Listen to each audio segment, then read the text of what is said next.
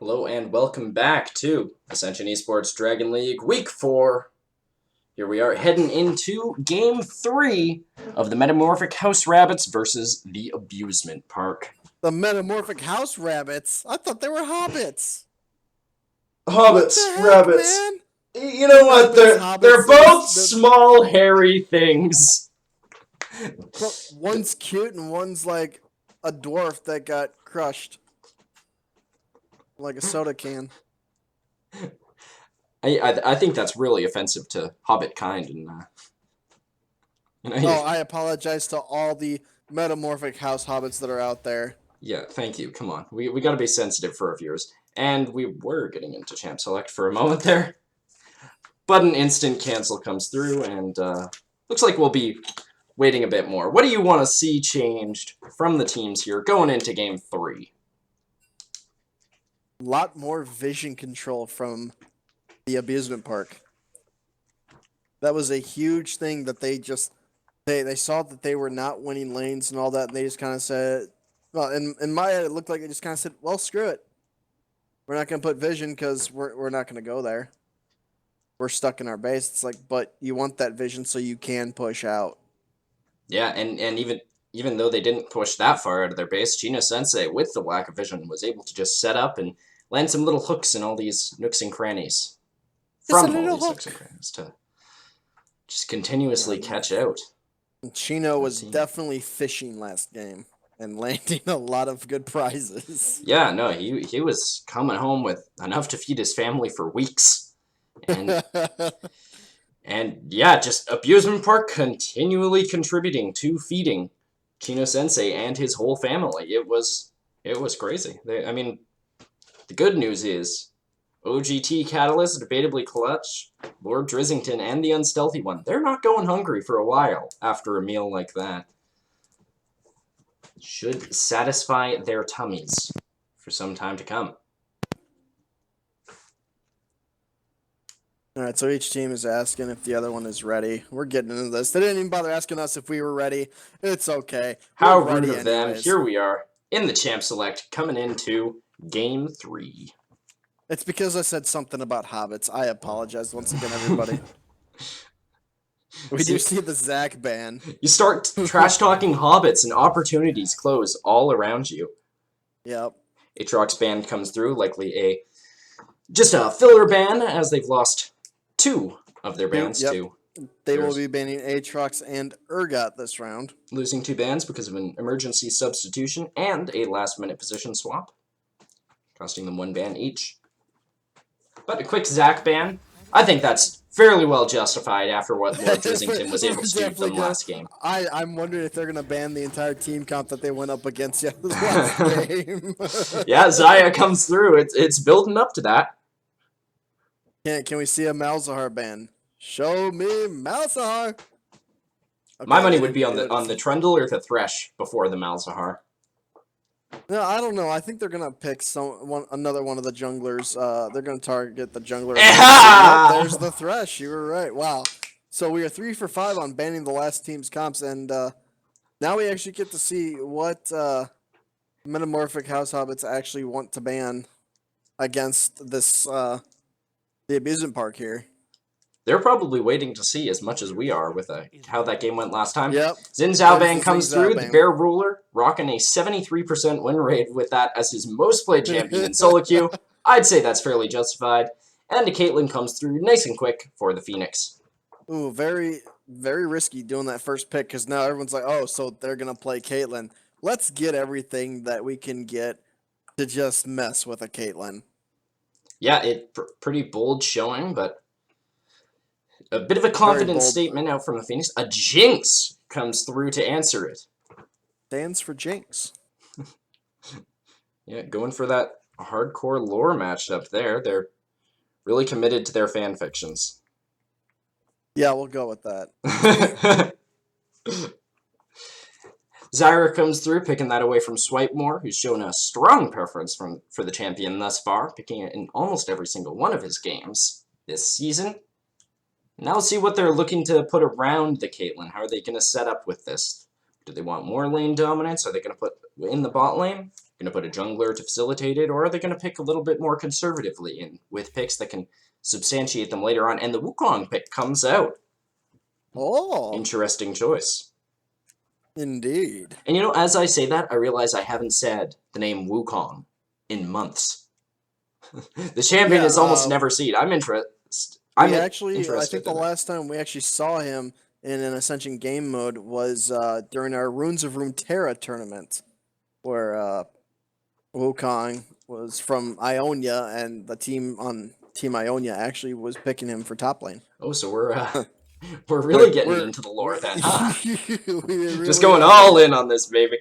Yeah. All right. Wukong and Orianna, a little bit of a wombo combo setup coming out from the Abusement Park. And Fiora comes out of the Metamorphic House Hobbits, with debatably Clutch performing the way he did last game. It makes sense to throw him on something that can allow him to scale into that late game. Split push hyper carry even harder than he did in the former game. Graves ban and Annie ban coming through. Interesting from both teams. What are your thoughts on that? Yeah. No, like I said, I really don't know much about these people, these guys, and what they feel comfortable on. But given that this is Dragon League, 9 times out of 10, it's normally a target ban. You don't see too much. Okay, well, right now, this guy is really big in the higher ranks. No. It's like this person has played this champion 152,563 times, and he's got a 90% win rate on it. We don't want him to have it. Yeah, the power picks that you see in pro play not having quite as much of an impact in this lower tier of play. Ari pick comes through for OGT Catalyst, with the Malzahar being banned away, and Abusement Park opted to ban 4 out of the 5 champions from the last comp. Called it! Only one that is left off the playing field is the Trundle here. Was the one that was the most disgusting to deal with, was the Trundle that got left on the board. And they open it up there. Fiora's an interesting pick into the Wukong.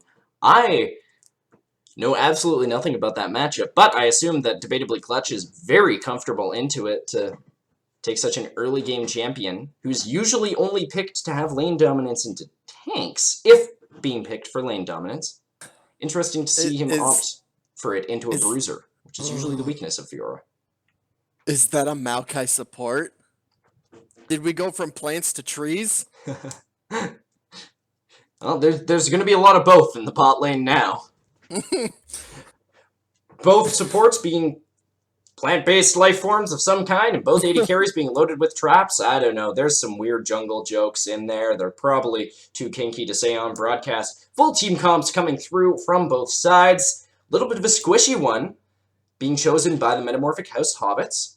A lot of assassination potential and mobility, and a fair amount of late game scaling. Whereas on the other side, the Abusement Park opts for a more tanky, standard defensive team composition. What are your thoughts on how these are going to play out through the game, and what each team should look to abuse to win the game? All right, well, let's start off with the Abusement Park. I noticed this as soon as I saw that Maokai locked in. Okay, so hear me out, right? Maokai Ultimate. Say it grabs 3 people. And then there's a Wukong that pops out of the freaking jungle with an Orianna ball on him. He ults. Orianna ults. Gragas sits there, minds his own business, because if he throws his explosive cask in there, he's going to screw the whole thing up. And Caitlyn just goes and pops off on everybody. Like, I've seen this several times over multiple seasons here in Ascension, where someone's like, I'm going to play Gragas because he's strong and I like him and I'm good with him. And your team has that, oh, we can get an ace off of this.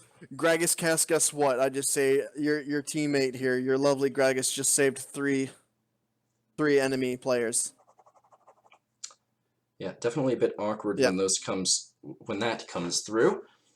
But definitely getting an advantage in the early game for the Abusement Park, which makes sense given that they started to look a lot better in the mid and late, but the gold deficit was just too big to come back from. Makes a lot of sense to put your team on this composition where the gold deficit should naturally swing in your favor a little bit more in the early game and allow you to take advantage of these skills you have later on into it.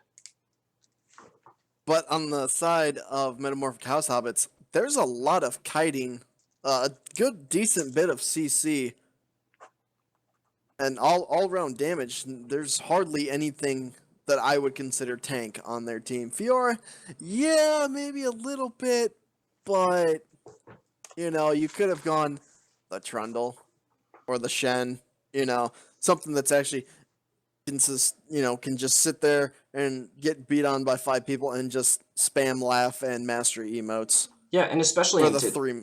especially into a death ball comp like this, it makes the Yeah. late game really unforgiving if you don't have a tank in your composition. A tank, you can kind of soak up a few hits of these ultimates with your tank if that's the option. But when your composition's that squishy, one of these ults tags more than one of your people, and it's over. The team fight just snowballs out of control, and you're in a really tricky situation, especially when your Jinx has almost no champions to peel for her, and there's so many things that can dive onto her and just completely screw things over for her, and she won't be coming out of laning phase with any kind of advantage if the Caitlyn is played properly. She'll be playing from behind as is. I'm not a fan of the composition drafted by the Metamorphic House Hobbits. No, and Metamorphic House Hobbits have to play this one carefully.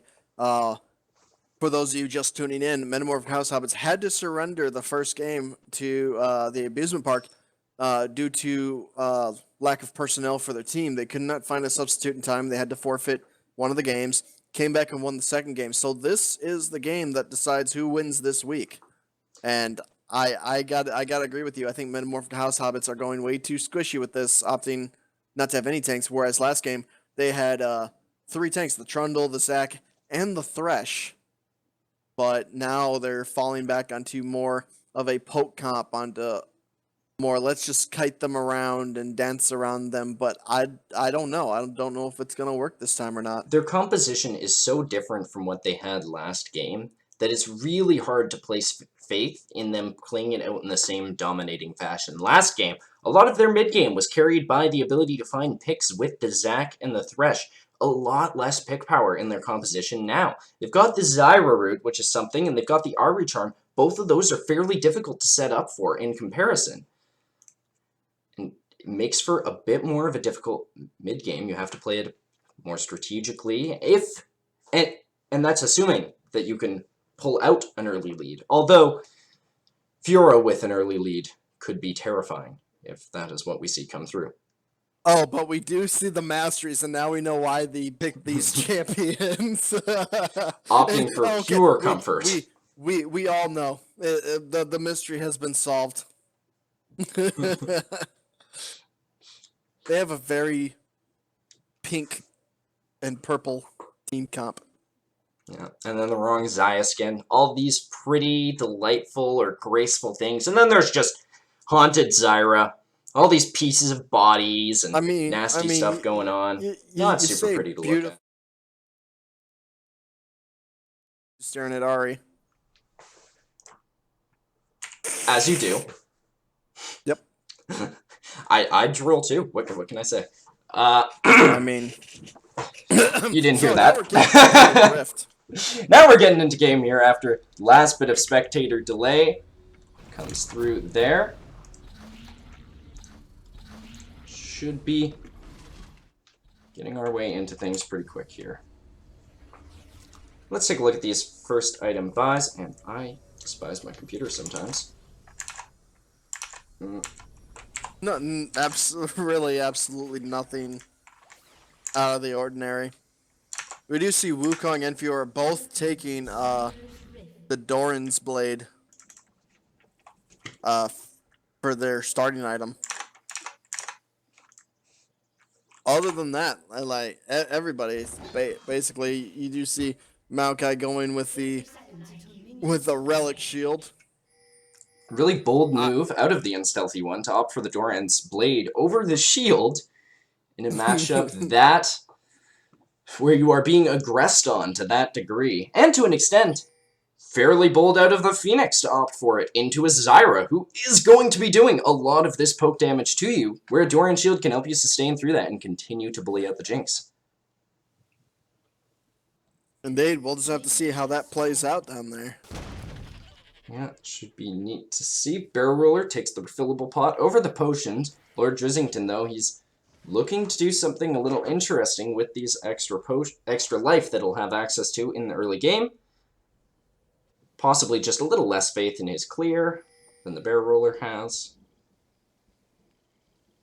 Will be interesting. Well, we do know that Lord Drizzington's Zac was banned from him, whereas Bear Roller's back on that Gragas again. Yep, and he looked, if a little passive, he looked alright on it last game. Maybe wasting a bit too much time in certain lanes with certain ganks, but he still looked fairly comfortable if some of his decisions were on the questionable end of things. Now getting into the laning phase here. No huge botches right off the bat, and as I say that, Kickster, he looks to prove me wrong. Loses almost half of his health bar to Debatably Clutch, right off the hop. Right off the hook. Business as usual for this game.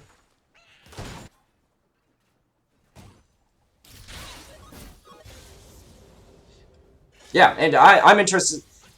In the first game, we saw Debatably Clutch snowball, mostly off of just poor play from Kickster with his champion, not willing to play passively enough. Really, he had a few moments where he aggressed onto Trundle a little too much. And now he's worked a bit of an awkward deficit for himself. He's in a matchup that he should be winning and bullying out the Fiora in. He's lost half of his health bar and has lost some of these early level advantages. And it could turn into the same dominating performance out of Debatably Clutch that we saw in the first game.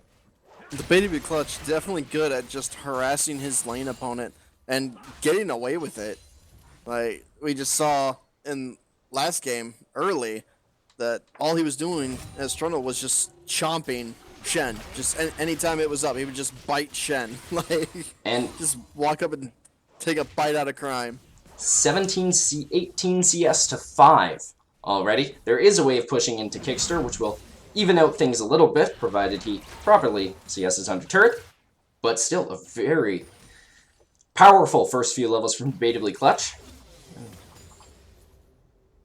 Now we got Bear Roller moving forward a little, getting some jungle in the mid lane, while we look at how the bot lane plays out. It's all the usual Caitlyn things. The occasional headshot autos poking onto the enemy team, some Zyra plants here and there. Swipe more, establishing bush control with the Maokai. Another day in bot lane.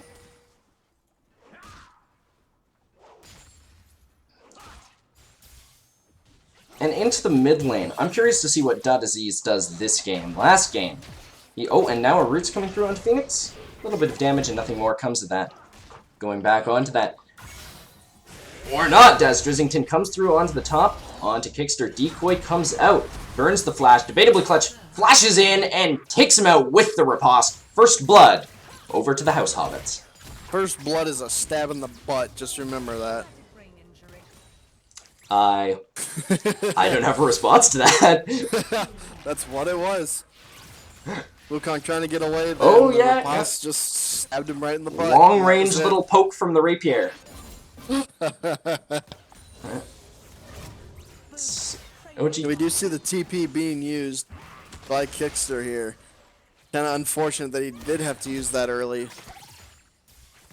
At the same time, though, you sometimes have to opt into these points of using the TP really early. You know that there's not going to be a lot of action within the next 2-3 minutes anyways, and you just opt in to use it. You don't want to grow that deficit any more than it has to be, especially in a matchup this volatile, where it could swing so far either way if it gets out of control. I support his decision to TP back in. This is a Caitlyn Maokai lane. There are not going to be a lot of opportunities to TP for your team. The Caitlyn and the Maokai are going to be shoved up the majority of the time. Bear Ruler spent most of his time bot lane, not going to allow any ganks to come in from Lord Drizzington that Kickster could then TP into. Sometimes you gotta take what you can get in the world.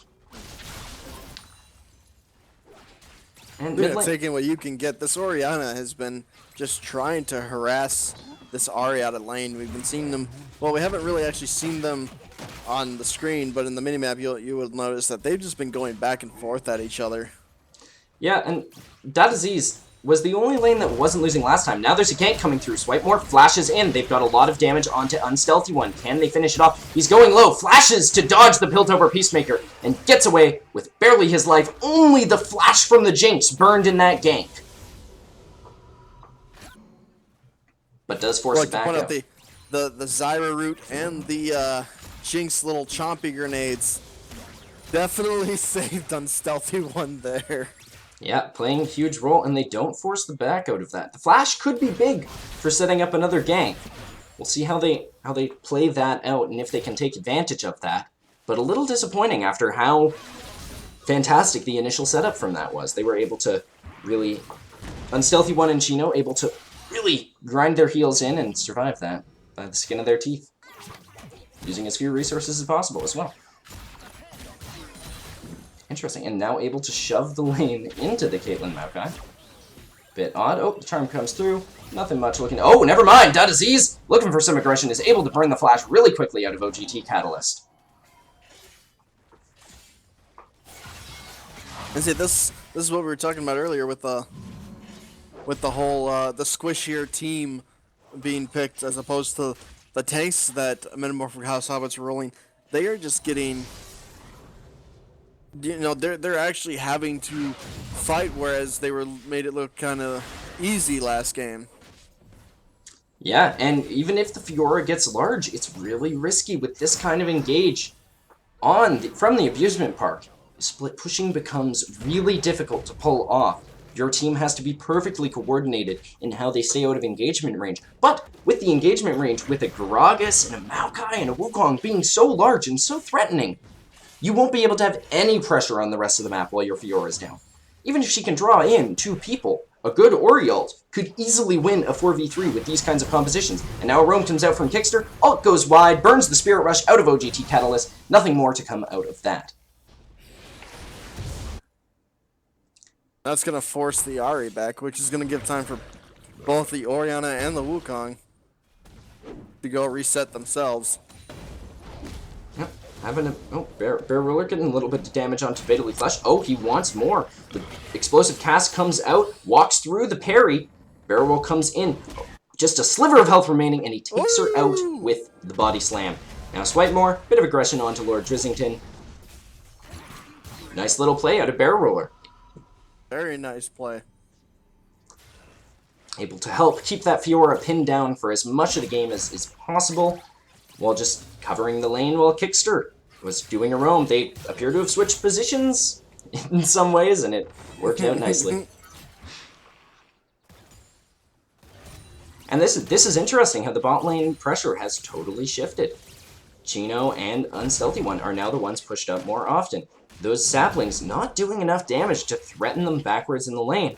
And this could be a little bit of a pain point for the Abusement Park. The bot lane is supposed to have pressure in the early game to help get through that mid game, where Caitlyn will be almost negligible, other than her trap use. So could be a bit of a pain point, but at the same time it does guarantee safe CS for the Phoenix. See how that plays out. Bear Roller just looking to do a jungle clear. Both junglers opting into that, in fact.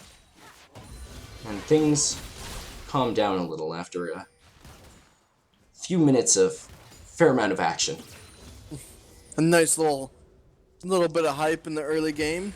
People feeling out each other and their comfort levels on their champs and what they can do. Bear Roller definitely saying, I ain't afraid of no Fiora. Yeah, absolutely. And now Bear Roller waiting for an opportunity, trying to take advantage out of the lack of flash from the Unstealthy One. Swipemore trying to set up for it. Doesn't look like much will be able to come out of that. They Unstealthy One and Chino, they smell it out, and they back off appropriately. Winning a trade to really hit the nail home on their safety. And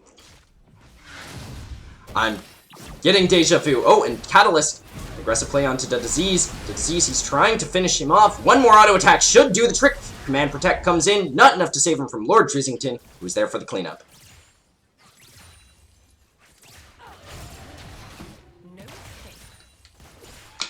I don't know. Did it look like the Disease was kind of seen there for a second? I don't know, I thought I just saw her like completely standing still for a minute. Truly shaken by the situation. Where do I go, George? Where do I go? A bit of an interesting situation in the bot lane here, where the Caitlyn is now in a CS deficit, albeit small, to a Jinx. Not something you really expect to happen in that matchup, and a little bit disappointing to see. Well, with the Jinx clear, using her rockets, you know, she can push it into the tower, into them, into the other minion lanes. And with the Zyra snares there, see, she has to run and back up, just like right there, and she could be, you know, she can lose out on CS just from taking those couple steps back. Yeah, true enough, the Zyra, always a threatening prospect in any bot lane. A little bit of a roam coming through from OGT Catalyst. Not gonna find anything, and loses some CS to his turret, as Disease just reacts by shoving it into the mid lane. Oh, and now some aggression from Swipemore. He goes in onto the Unstealthy one, gets the root, gets the knockback. Exhaust comes through, but Phoenix, he's taken out of the fight by the Zyra ult. The Unstealthy one, he's able to snap a kill out of it. But now, can they even it up, make it a good trade? Not opting for even an attempt. A great play out of China Sensei and the Unstealthy one to even things out in a truly unfavorable situation. Definitely unfavorable when the Caitlyn did not get a kill, but the Jinx did. Definitely not a ball you want rolling. No, definitely not. Because once a Jinx is fed, it's not pretty for anyone. Bit of an aggressive trade coming in on the top lane. Debatably clutch though. Not enough mana to really take that. With the riposte down, the threat of a Wukong ult is truly enormous. Looking to just get a recall and regen some of that back.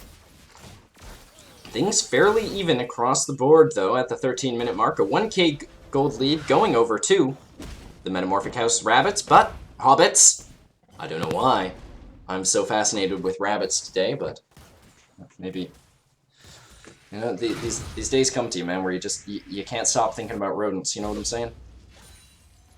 No? Okay, just me? Woo! Okay. Drink water to numb the pain. Okay, and things are still, yeah, slight gold lead, and that gold lead's interesting, coming purely out of CS. A 20 CS lead in the 30, CS lead in the top lane, and a 20 CS lead in the bot lane. And looks like I'm solo casting from here on in, and now there's a gank coming in from the Gragas onto Debatably Clutch, able to clean it up really quickly. Another kill onto the Gragas. Quick, easy, and clean. But the Hobbits quickly take their revenge, securing a Mountain Drake for themselves.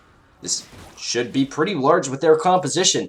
The one thing they do have going in their favor is objective control. They can clean it up really quickly and easily with the Jinx and the Kha'Zix in the late game, and that just may be their win condition.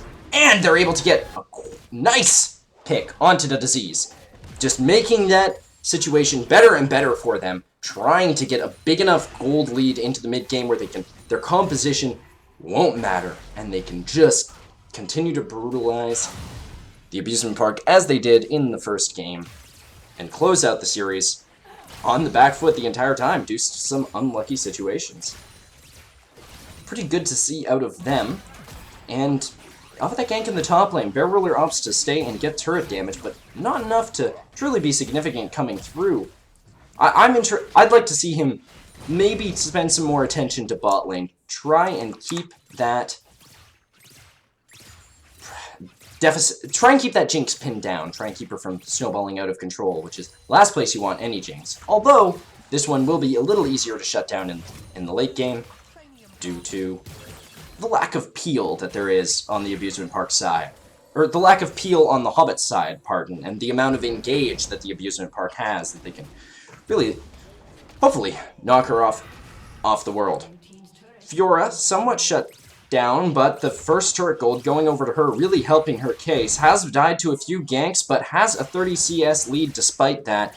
And this jungle pressure from the Bear Ruler isn't doing quite enough to keep her pinned down. She is growing into that monster that the Abusement Park are going to be terrified of in the mid and late game. No one will be able to answer her in unless miracles happen and they can get someone fed enough to deal with that. And even now, just brutalizing Kickster, burns the ultimate out of him.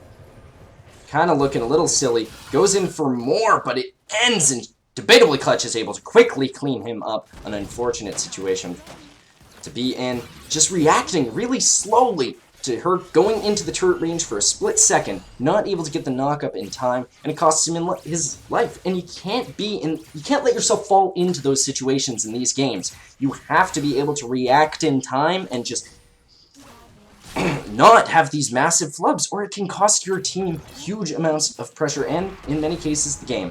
And now, Lord Drizzington, a little bit caught out. Oh, the explosive cast comes through to come off further, but Catalyst, he's turning onto the barrel roller, making a bit better of a situation. Swipe more, tries to peel off the barrel roller, is unable to do it. Now, Phoenix is in an unfortunate situation. Lord Drizzington is able to push on him, secure the double kill, and a third kill goes on to the unstealthy one.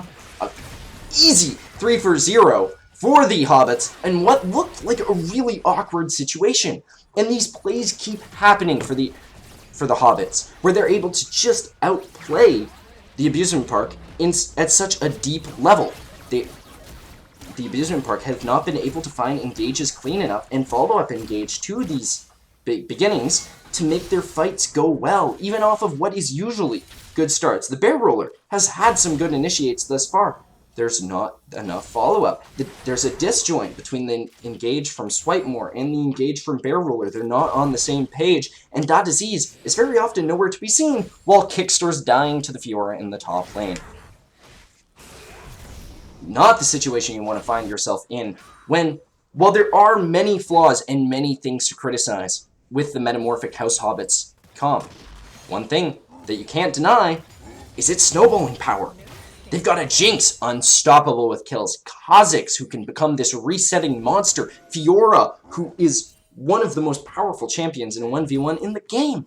And a Zyra, who late game will be spitting out damage, while you've got Nari, who's a stable, secure mid laner who can snowball as hard as the rest of them.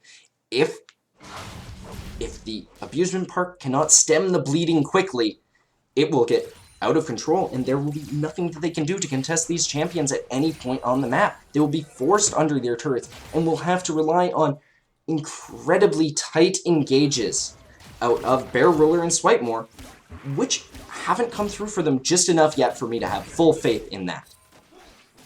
Especially given the way that their bottom lane has been losing to a Jinx with a Caitlyn Maokai, both of which are supposed to be early game pressure champions. Yes, it's into a Zyra who can pressure a lot in the early game, but not enough that it justifies the degree to which they've been losing in the pressure and CS metrics. Shino and Unstealthy One, to their credit, have looked phenomenal this series. Yes, it's not good to see out of the Phoenix and Swipemore, and it's not something you should see. But that's not to discredit the Unstealthy One in China, who have looked great. Now they're looking to try and shut down the Fiora in some way. Exhaust comes through. Shockwave womboed into the Wukong ult, and she goes down nice and quickly. Meanwhile, in the bot lane, Phoenix was taken down off of a gank out from the Bear Ruler. And the Unstealthy One in Chino, once again, dodging a gank by killing off Phoenix.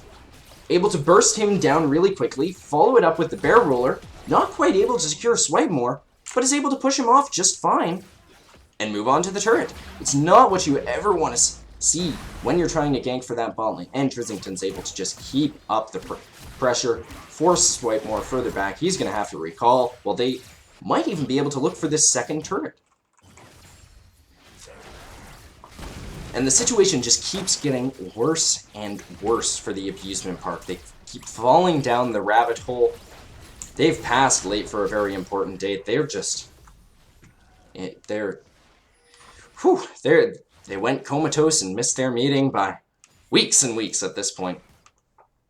And now a little bit of action coming through here, possibly. Not going to be followed through. Metamorphic House Hobbits going to fall back across the board, look to quickly reset, and then continue applying pressure. We've got OGT Catalyst setting up the wave in the top lane for debatably Clutch to pick up fairly soon and keep shoving in. Or possibly just a lane swap coming through. See what they do here. And it's worth turning people's attention to the vision. This was a problem in the last game where the Abusement Park got cornered in their vision. Didn't have much space to move onto the map. and were forced to play hyper defensively the entire time. Now in this game, they don't have that disadvantage of the Thresh, who can be in their vision and pick them off quite in the same way, but it's still showing. Gino Sensei and Lord Drizzington, debatably Clutch, have all been moving in, and they've got good Baron control in Abusement Park's jungle, and vision control, pardon, and it facilitates these engages being fairly safe for them. So while their composition is very, very, very punishing in later stages of the game, they've got enough of a lead, and they're playing it well enough around that lead and how their champions work that it's not mattering. The reactions from Abusement Park just aren't good enough to overcome this deficit. Finally experiencing a bit of a slowdown now. Things are evening out a little. The reset set's gone through, and we'll see how the Metamorphic House Hobbits try and finish off this series. Currently looks like they'll be sending the Fiora bottom lane now. Pick up that wave and start pressuring the inner. And they can wave clear and apply pressure purely with the bottom 3 members of their team. And there's enough wave clear in those 3 members that they can easily split one off to keep up the vision control, keep up the pressure, kind of remind Abusement Park where they have to stay in the game. And this happens whenever they try and move forward. The Zyra with the massive counter engage makes it threatening for them to move forward and really is making it difficult to find these engages. She's getting good roots. You can see Kickster and Bear Ruler there moving forward, trying to find some kind of comeback engage, and what appears to them as a 3v5 situation isn't able to happen. And the pressure game continues. Now they're going to have to send someone to answer this Fiora in the bottom lane, who's pushing on to the turret, is able to pick that up really quickly, and now things are happening in the jungle. Nice engage comes through. They're able to get some damage onto Drizzington, but quick play out of China Sensei is able to pick off Kickster. Now the fight's going on. Shockwave comes out onto Unstealthy One. They're able to clean up him. Looking for more, but the Zyra ult comes down. It's doing so much damage to them. And now, Drizzington, he reintroduces himself to the fight, isn't able to find what he was looking for, but debatably Clutch is here. Can he find the things he needs? No! He is unable to do so. The last 3 members of the Abusement Park survive with slivers of health, and a 2 for 1 in favor of the House Hobbits. They should be able to siege onto this turret really quickly and cleanly with their health and wave clear and gold advantage that they have. Speaking of that gold advantage, we are now at the 24-minute mark, and that gold lead has grown to 11k in favor of the House Hobbits. And now, Kickster looks for a bit of a teleport. He's still going on to the backline, though, while debatably Clutch is destroying his bottom lane and his mid lane. Quick Jinx ult is able to finish off the disease, where debatably Clutch failed to. Another fight going in favor of the House Hobbits, 2 for 1 once again. Should be looking to clean up evermore. Lord Drizzington is able to push Kickster into debatably Clutch, and now they're going to look to crack the base. Pushing through again and again, the pressure unrelenting. They have not backed in almost 2 minutes here, and they're still able to have this kind of pressure and power despite that, which is truly insane to see. And additionally, you're starting to see that Jinx getting into the dangerous spot. She's got her Runons completed. She's got her Infinity Edge completed. She's almost finished her Shiv item. And her Shard item. That's a scary place for a Jinx to be. That's where she starts to tear through your entire team. When it gets a little bit harder for the Kha'Zix and the Ahri and the Zyra to push through your tanks, Jinx comes up big. He's like, oh wait, I'm a late game crit AD carry. This is my house now. Starts to shred through this team comp. And frankly, the Bear Roller, despite being in a deficit, still opting for the Runic Echoes, is making it a little bit tricky. He's not as tanky as he'd like to be at this point in the game. And same goes for Kickster. They don't have that many tanky items, and it's making it really hard for them to properly engage and disengage for their comp. And now there's that Baron control that we were talking about earlier.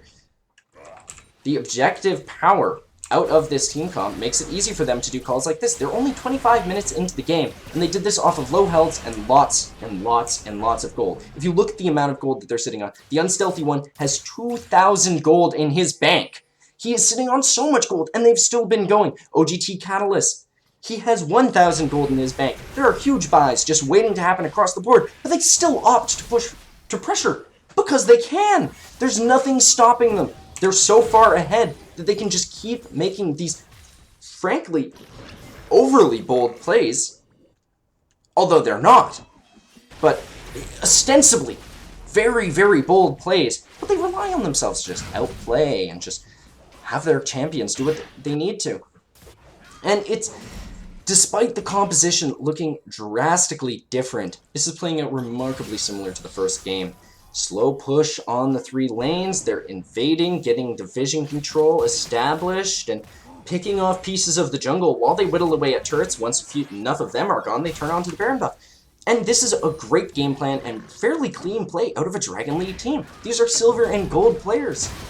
Pardon, not even gold, these are silver and bronze players, and they're still executing on a game plan fairly well. It's not perfectly clean, the score is 7-15, but 7-15 almost belies how dominating this game has been thus far.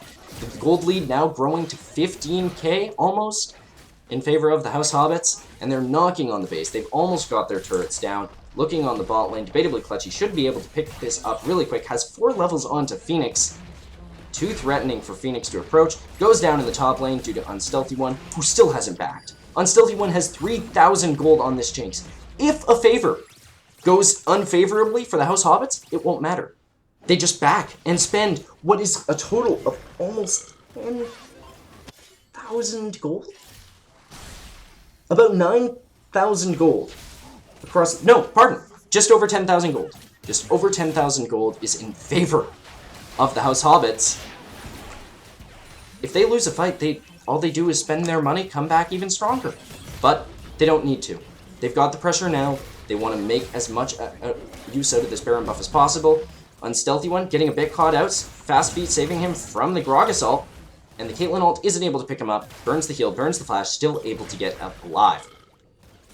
And this is ridiculous. There's no world in which, as an 80 carry with 3,000 gold in your bank, you can survive a 3-on-1 and come away with a kill afterwards. The Unstealthy One is popping off this game, as he has been this entire series. And now you see his gold drops massively. He backed, and from basic boots, Infinity Edge, and Runon's Hurricane, with a Zeal and a Kirsch's Shard, finishes into a Rapid Fire Cannon and a full Lord Dominic's Regard. This Jinx is going to be spitting damage. He's getting the red buff. Should give him just enough to finish his Berserker's Greaves, if he so desires. But even with that move speed deficit, he hasn't been pressured enough for it to matter. Lord Trisington having a bit of internet issues, likely won't affect them very much in the game. These buys are still waiting for the rest of the team. The Unstealthy One was forced to back and spend all that money. The rest of the team is still sitting on huge amounts of it. I can't continue on about this, though. I'm going on and on about it just because I'm surprised. They're able to get a dragon. Their Baron threat has increased exponentially. They've now got 2 Earth Drakes with this comp that can just shred it down, especially in comparison to the other team. And it's looking really grim for the Abusement Park. As much as I would like to see them pull some kind of heroic victory here, it's more than an uphill battle. They've got 3 inhibitors down. The Baron buff has run out for the red side, which is something, but this is what happens to their health bar when they step one bit too far forward. Look at that. The disgusting damage out of Catalyst and Unstealthy One. Able to flash forward. Oh, a little bit of a shockwave comes through, is able to clean up Catalyst. Now they've gone 1 for 1. They're looking to have this last fight. They need to win this to keep their hopes of the game alive. Down to C's, he goes back. They're able to get a lot of damage onto Debatably Clutch. Debatably Clutch essentially in a 1v4. Now it's onto the Unstealthy One, who is able to finish off Kickster, but the minions are too much. The game goes down, having the reverse sweep after having to forfeit a game because of roster issues. Metamorphic House Hobbits is able to come out on top. And a great series from them. Like we were saying earlier, they were able to continually have this plan of getting advantages in their top and bottom lane, frankly, in situations where they shouldn't, wither the pressure that the Barrel Ruler was bringing just by outplaying OGT Catalyst. He holds his own in the mid lane, and that is all he needs to do. He holds his own. He roams a little bit here and there, not too much, just enough to kind of make his presence known, and they continue to push in their lanes, garner small advantages, and transition into larger ones. Once they've broken through all the outer turrets, they go for Baron. Especially with their composition this game, there's not much that they can do that the Abusement Park could do to respond. and it goes dominatingly in favor of the Metamorphic House Hobbits. And thank you very much for watching, everyone. I hope that my solo casting has been satisfactory. Sorry for the technical difficulties, unfortunately losing us a fair chunk of the Champ Select in the first game. And I also apologize for my co-caster, Huppilicious, having some kind of issues along the way. Hopefully we can look to rectify these in the future, avoid these unfortunate situations. Nonetheless, I hope you enjoyed the game. I hope you enjoyed me butchering Metamorphic House Hobbits pretty much every time it came up. Thank you very much for watching. This has been Ascension eSports Dragon League, and I wish you luck in all your fantastic endeavors throughout the rest of your lives. Have a great evening.